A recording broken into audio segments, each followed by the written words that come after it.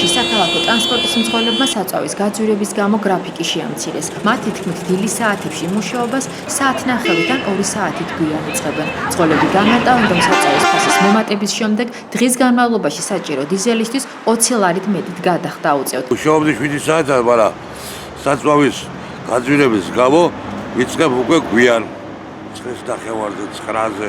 საწვავის ხარჯი გამენარად შევამციროთ. დილის რეისს ვეღარ ვაკეთებ, საღამო რეისს ვეღარ ვაკეთებ. მათი განცხადებით საწვავზე ფასის გაზრდის გამო მათ უკვე ყოველდღიური გეგმის შესრულებას უჭირთ. მძღოლების ასეთ შექმნილი ვითარებიდან გამოსავალი გზავრობის ღირებულების მომატებაა. არ მოიმატა არაფერი არ გამოდის. ანუ გაქვთ ამაზე მძღოლებს საუბარი? საუბარი რა ვარ აქვს. დაგვაქცი და მოგეძეთ რა. გამეიმატა. ხარჯი ყოლდა ანაზღაური.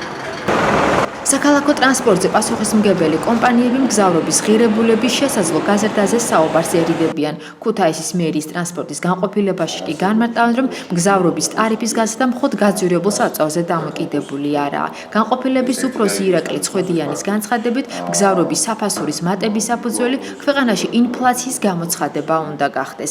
რომელიც ჯერჯერობით არ დასტურდება ქვეყანაში, რაც ავტომატურად იწვევს იმის თქმის საფუძველს, რომ ფასის გაზრდაზე საუბარი ჯერჯერობით ნაადრევია და ეს არ დგას დღის წესრიგში.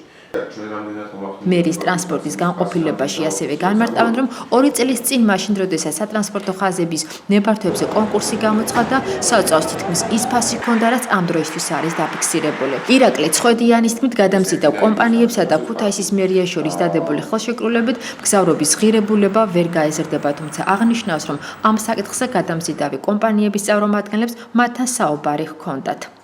ამ დროისთვის ქუთაისში ავტობუსით მგზავრობის ღირებულება 30 თეთრს, ხოლო მიკროავტობუსით 40-50 თეთრს შეადგენს.